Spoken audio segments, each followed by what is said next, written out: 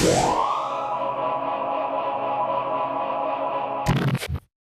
welcome to the Bone Crunching Sessions. I am your host, Jamie Wills, and join this week. Normally, what I do is list off all the things that the people are doing at this current time, but you've got a lot of fingers and a lot of pies. So here's proverbial pie fingerer, Brian Tippin Jr.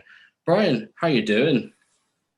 I'm doing great. That's probably the best sort of entrance of the proverbial pie finger. Yeah, it's PPF. Yep. Be a new gimmick infringement where we're drawing out on the weekend. So yeah, we thought we'd speak about the everything really, everything that you do with Chella, everything you do in your personal life with your drawings at the moment, and a bit of a plug for your Instagram as well, which is quite good to see. Sweet. So yeah, history for Brian in wrestling. When did everything come about for you? Oh God, you're probably 9, 10 years old, so it would have been around about late 80s. Sort of the boom of, the Hulk Hogan, the Ultimate Warrior feud. Maybe just slightly before that, just the whole kind of, larger than life characters. That's kind of what I look back on fondly. You know what I mean? It was amazing back in the day. You couldn't escape it, could you? For a couple of years, it was everywhere. No, it was so. And that's the thing. I didn't really. It was my older cousins were big into it, and they kind of got me into it because everything was on Sky. You needed to have that. We didn't have that, so they would have taped it, and then lent me the VHS. And that was from then on in. Like, that's the one thing you miss, isn't it? Is the old VHS tapes off your cousins and so on. Now it's just you get their passwords for BT Sports. You're spoiled for choice now. You can watch anything at any time. Do you know what I mean? Whereas back then it was like gold dust. Yeah, so get like the Holy Grail. Just one episode of anything. Well, it's I think I used to have. I think WCW was on TNT, and I think we had like SmackDown was on one channel, and Raw was on another. So I think I used to be able to get Raw, and my cousin can get SmackDown. So I used to tape Raw, and he used to tape. This is early 2000s, late 90s. Whereas now it's changed where he has my network password and I have someone else's Fight TV password. So it's swings and roundabouts, really, isn't it? That's what it's all about. You know what I mean? It's a wee bit of I'll lend you mine, you lend me yours, and there's so many things out there now. Not that I would ever use them, but the likes of chipped fire sticks and all, and, everything's kind of available. A touch of a button. You know what I mean? Old IPTVs, quote unquote. Yeah. Everyone's got that bloke at work that has that knows a guy. Exactly.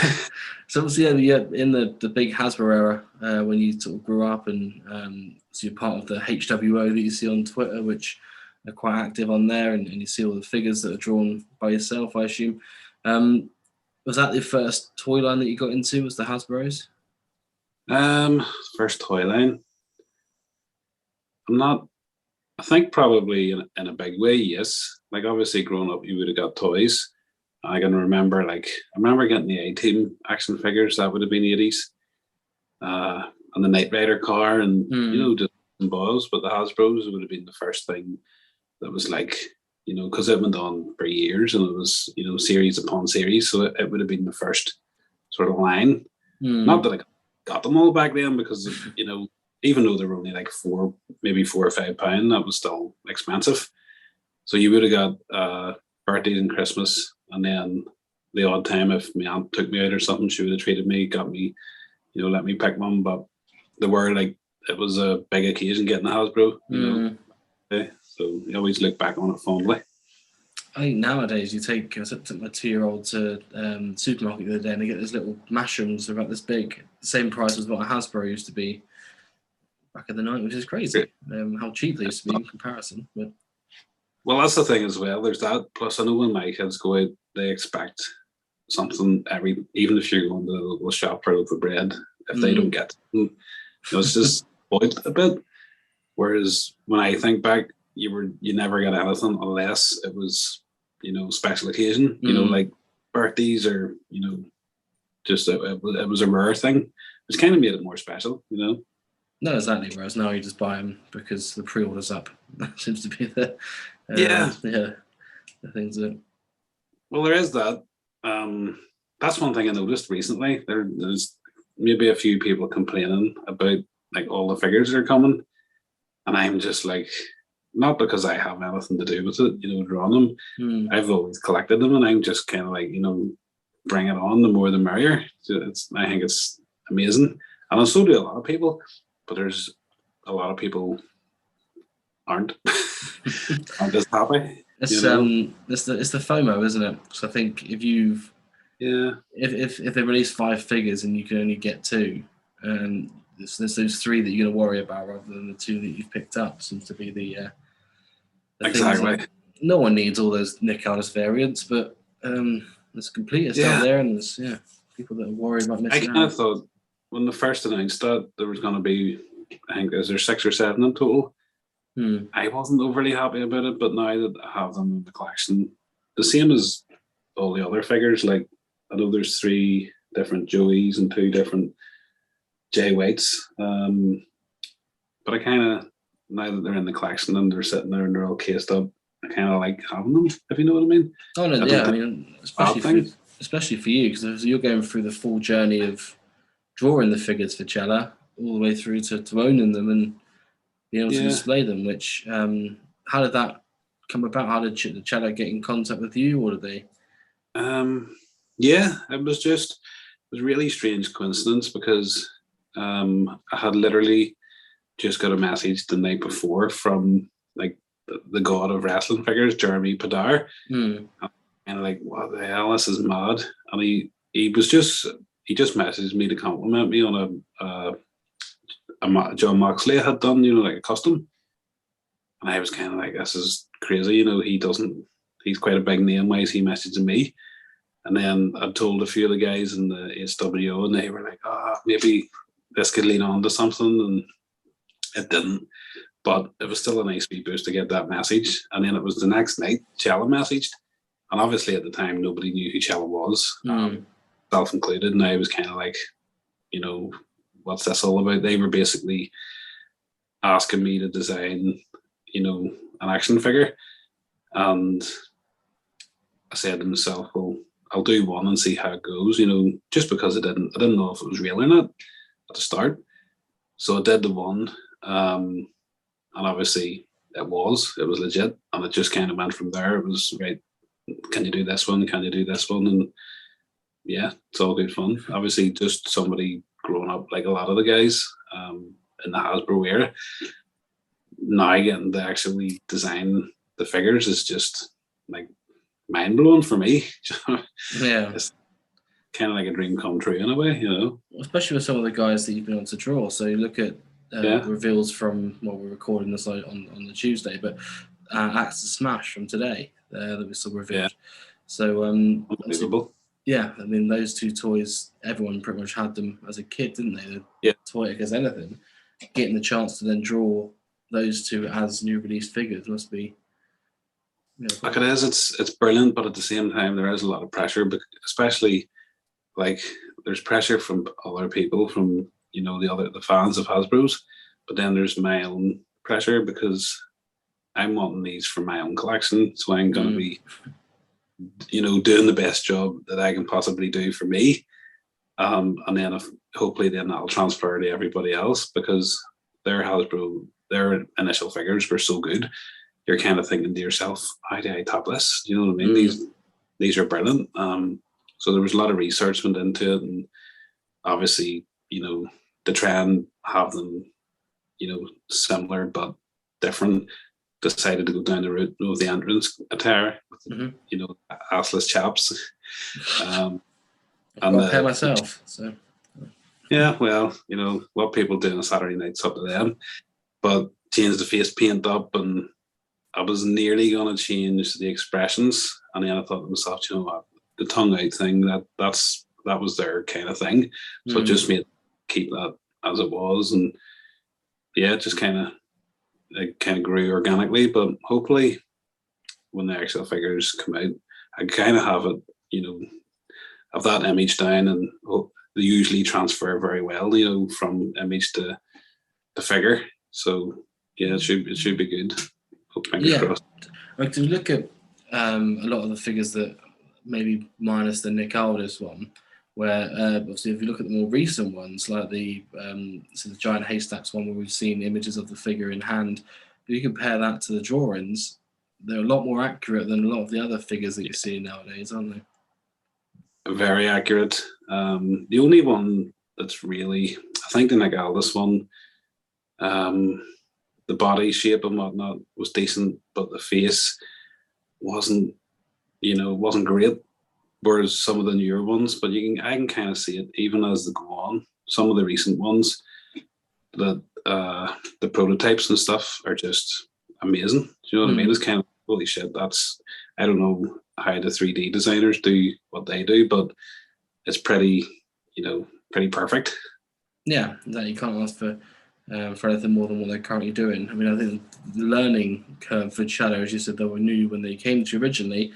There's going to be a few hiccups in the line, and they've learned a lot from listening back to feedback from customers, which has done very well for them. So the process then, so they come to you and say, look, we've signed on Al Snow, for example.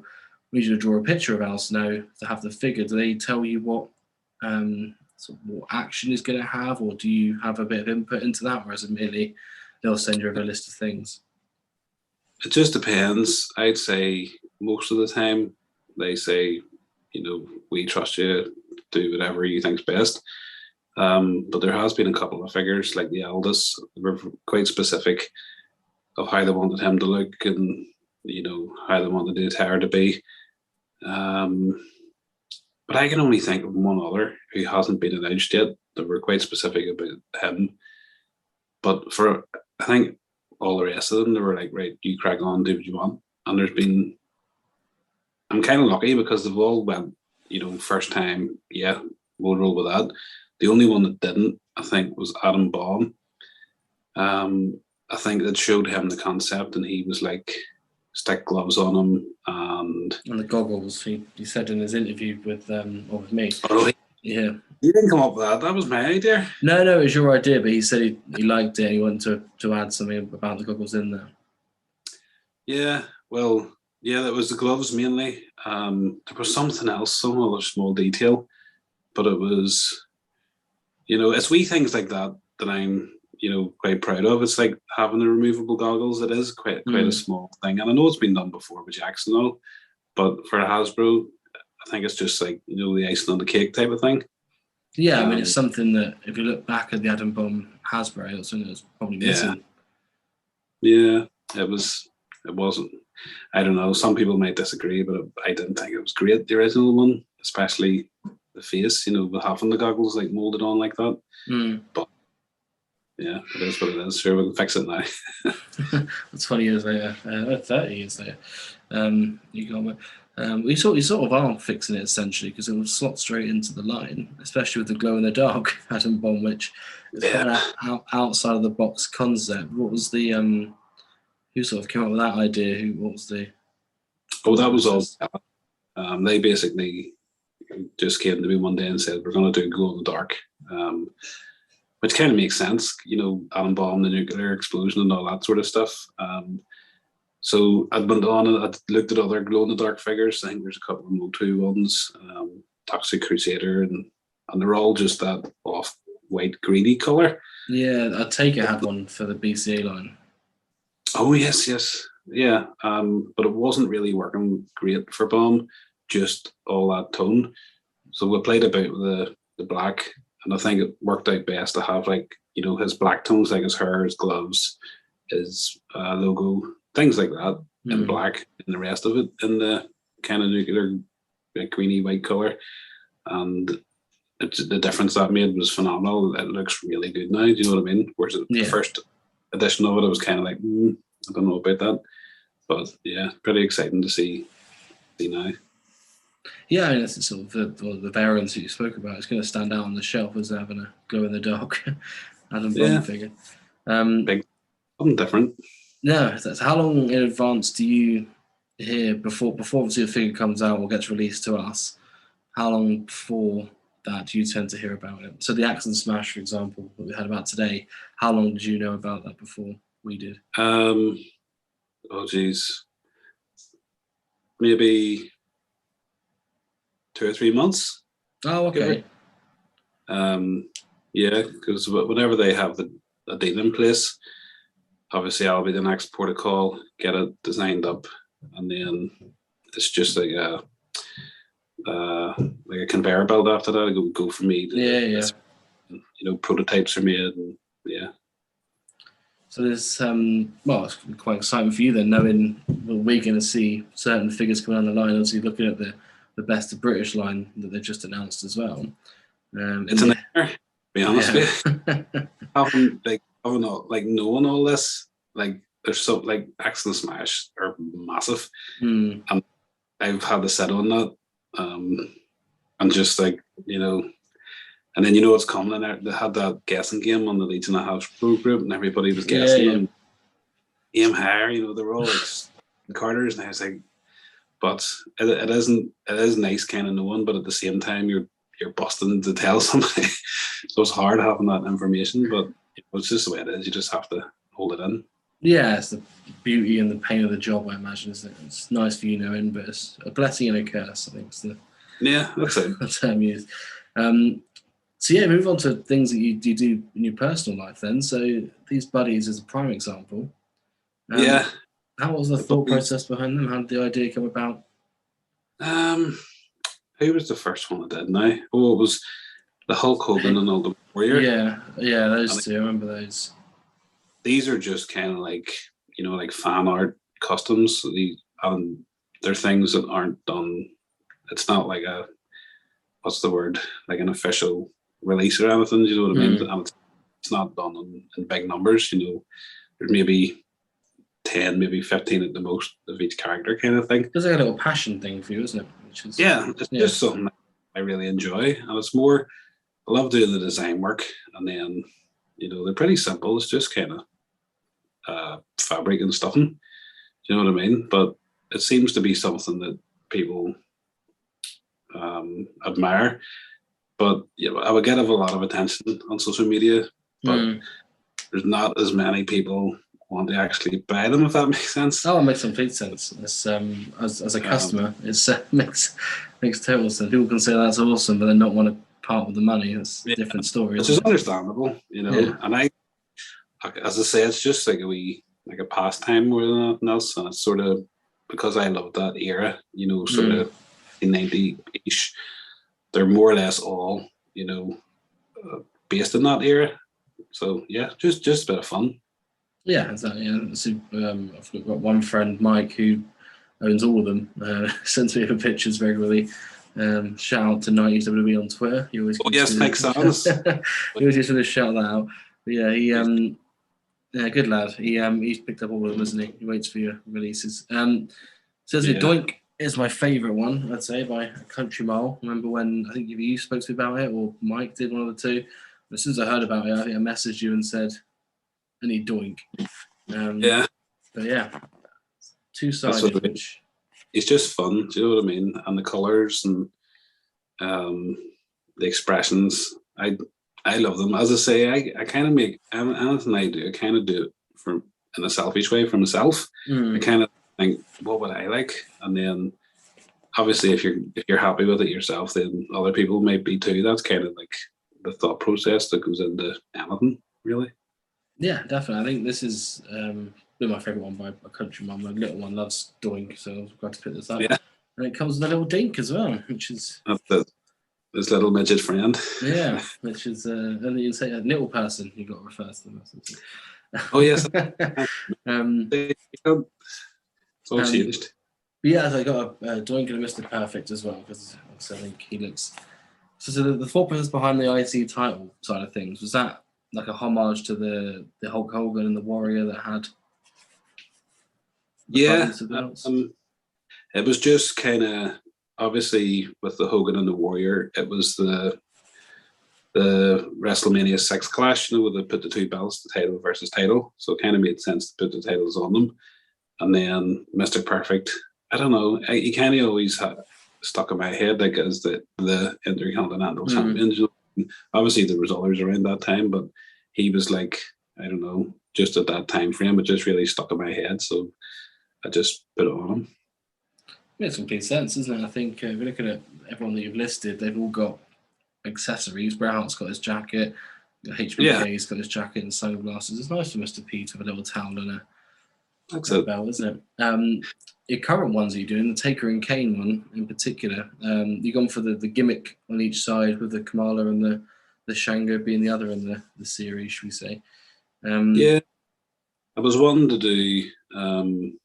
Originally, I was just going to do Taker and Kamala because I always loved that match. The Coffin match and that, the run up to that back in the day. So that was the original idea. And then I kind of thought to myself, do you know what? I could do these because most, like some people are obviously playing with them and whatnot, but most people are putting them up on their wall or, displaying them. So I was kind of like, I'll make, do them double sided and then people, they can basically buy one, but still have two. And then there has been quite a few people getting the four, so they can put them up on the wall. Yeah. So just whatever floats your boat. It was just a wee idea kind of thing. Hey, you can switch the display out, can't you, for the same price? What more could you possibly want? Exactly. That's it. So in regards to what you're doing personally, since you do a lot of tattoo designing as well, do you ever have to do many wrestling tattoos? Not as many as I would like, unfortunately. Tattoos kind of run on trends, and at the minute, it's kind of like black and grey realism is the big lions and tigers, which is fine, but I'm kind of like over it. When you've done like 100 lions, you're kind of like, oh god. I'm very glad from the koi carp era of 2012 has stopped. That's it. That was a big trend back in the day. That's why I'll stop now. I would actually quite like to do a koi carp just to break it up, but no, do a few wrestling tattoos, and anytime I get to do one, I love it. It's amazing. So the more of them, the merrier. No, definitely. I think if you look at your Instagram at Tippy Shiz, and look at all the tattoo designs on there. It's incredible, isn't it? Yeah, that's it. Everybody needs a hobby, don't they? That's precisely it. This is mine. Yeah, that's it. Podcast. Yeah, exactly. You've got to have an outlet, haven't you? Exactly. So we had a brief chat before. So you currently watch AEW, being sort of the main show, so weekly. You watch a bit of Dynamite. Yeah.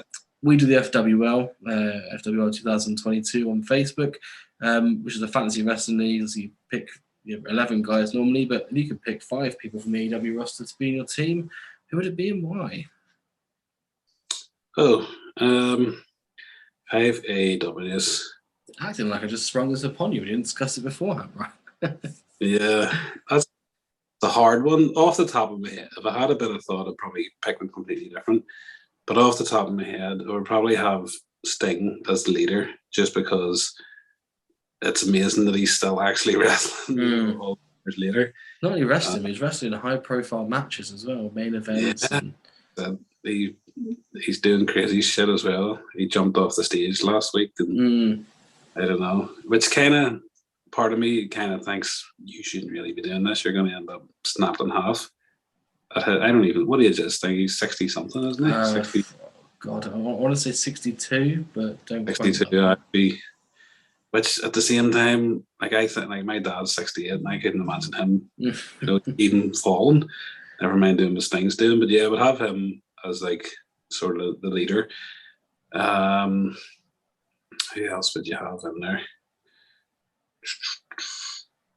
You can't Sting without Darby these days, can you? No. I'm a big fan of Darby's, to be honest.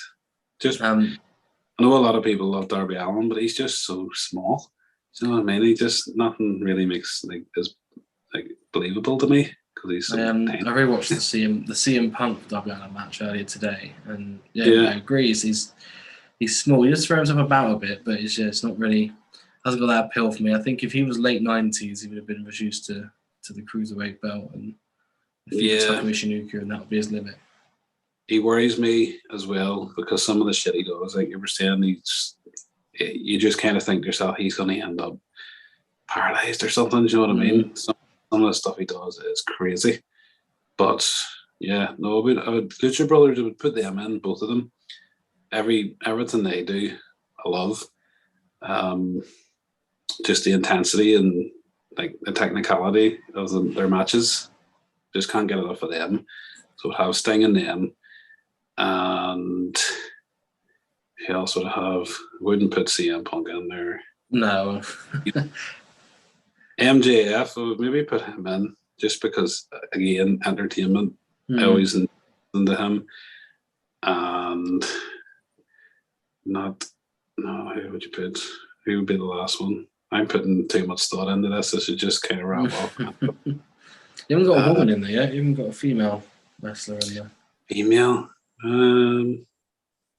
I've never been a big fan of the female divisions. Now, in saying that, I'm enjoying the AEW more, but I'm still kind of like, if I'm honest, some of their matches, that's when I would sort of check my phone and stuff.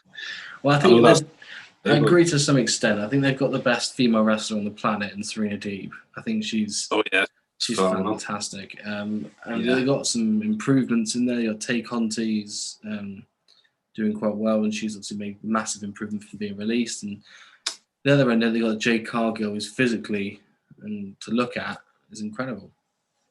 Unbelievable. Yeah. Like it is, it's improved, head and shoulders from back in the day, but I don't know, I'm not fully bought into it, if you know what I mean. But saying Tay Conti, I'll pick Sammy Guevara, he'd be the last member. He ended, you know what I mean? He puts everything into his matches and his promos are good, and yeah, that'd be my 5. So it was that thing, MJF, Sammy, and Lucha Brothers. Lucha Brothers. Who they got quite a high flying bunch, a talker and an old man. That's your Yep. That's your lot. I think Ray Phoenix is probably one of the best wrestlers on the planet at the moment. I think his moveset and his skill set is incredible. Unreal. You know what I mean? The walk on the ropes kick. I don't know how he does it balance wise. Yeah, just the shit that they do week in, week out. Well, obviously I hope he's not too badly injured, but he's out at the minute. Did he break his arm, or was it just torn? It was fractured. Fractured dislocated. It didn't look very pretty either. It can be avoided. I'd like to not go through that. Yeah, it's never a good thing, but the things that those guys do, you're surprised it hasn't happened, more or sooner, kind of thing. But yeah, unreal. I just love it. You know what I mean? AEW is just kind of what wrestling fans kind of needed, because WWE was just getting so stale and it was so dumbed down. I just couldn't watch it in the end. Do you know what I mean? But, no, definitely. I think it's they've gone too, I say, commercialized and sound like I know what I'm talking about. But for me, when you watch it now, it's all about the adverts. It's all about they say Snickers every 20 minutes on there, the Pizza Hut Battle Royal and stuff, and it's a bit insulting to us adult fans, whereas AEW gone the other direction. But I like a bit of chocolate, I like a bit of vanilla, so I watch both of them. Yeah. So yeah, I'm happy. Well, that's the thing. I would still tune in maybe once a month, once every couple of months, watch an episode of Raw or something. And obviously the likes of the Royal Rumble and WrestleMania, they're kind of, you would never miss them. But it's just a product on the whole. Like, I'm not hating on them or anything, but it's just kind of, I don't know, been disappointing this past few years.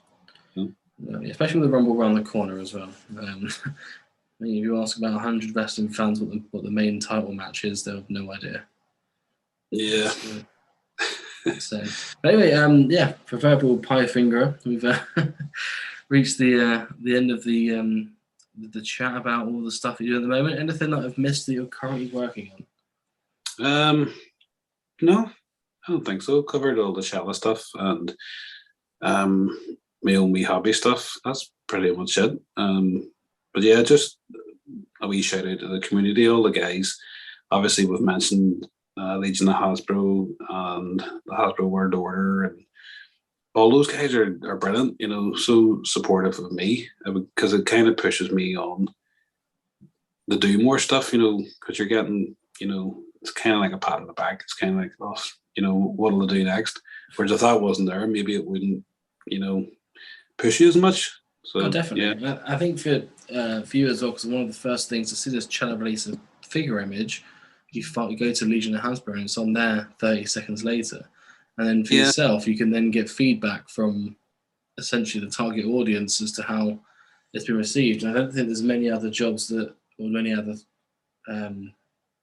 jobs, I don't know what you can describe for it, that you'd be able to see that sort of feedback that instant. That's a good point. Yeah, that's a very good point. Because there is other, links in the chain, as I was talking about. You have the guys that do the prototype, the painting. You have the guys do 3D. You have Chella that are setting up the deals, and when the things are released, like there would be a lot of attention kind of on me, which is maybe a wee bit unfair because I'm just doing the doodles. All these guys are doing all this hard work behind the scenes. You know what I mean? Yeah. And they don't get as much of a shout out, which isn't really fair. But like it's just a whole group effort, and the main thing is just everybody works together to bring out these similar figures that we had back in the early 90s. Did they not speak about the bone crushing figures? Did they? No, that wasn't. That was, I think, because that was set up with the American company Figure Collections. They had basically their own guy, like their own artist to do all that sort of stuff. Which, to be completely honest with you, it was kind of like I'm not unhappy about it in any shape or form because I'm kept really busy. No, I can imagine. Yeah. With the retro stuff, and there's so much stuff I've had to turn down, because I just can't do it all. I was disappointed because there was a series that came up, like a completely new series, and I was just like, I can't physically find time to do this. And then part of me is thinking, should I have done that? That could be a good thing that that leads on to something. And, but if you don't have time, you don't have time. You know what I mean? No, exactly. So I have to let it go. Exactly. I think the bone crunching era was probably late 90s anyway, wasn't it? Yeah, it's not my era growing up. Like I sort of look fondly back on Hasbro's and Galoob's. Those two lines are kind of like what I love, from a nostalgic point of view. Where the bone crunching ones came a little bit later, round about the time where I wasn't collecting action figures and I was wanting to go out and get drunk and chase women, and figures weren't a priority, so I don't have that sort of nostalgic connection to them. Your figures are always a priority when you're chasing women, Brian. Well, no, it's good to see because you get guys that I'm 40, so you'll have guys here maybe 35, and they're buzzing just as much about the BCAs as the older ones are about the Hasbro. So just the same thing will happen with the next line, another 5 years down the line, and that's just how it kind of works. There'll be a Chella Titantron line coming out. Oh, yeah, 5-6 years down. Yeah, that might actually happen. I don't know. No, it wouldn't surprise me. Yeah, you've got to sign a stage then and all sorts. Oh, well, sure, we'll cross that bridge when we come to it. Yeah, we'll cross that bridge before the R3 tech comes out. But yeah, perfect. I think it's been insight to pick your brain. Interesting to pick your brain on the process of a figure drawing. Cool. Anytime, and as I say, I'm just kind of bluffing away in life in general. So anytime anybody wants me to do anything like this, it's always a bad crack. You know what I mean? Yeah, perfect. Well, Brian Tippin, bluffing away. There you go. Thank you for your time, Brian, and we'll see you soon. No problem. Yes, thanks for having me on. Oh, my pleasure. All the best.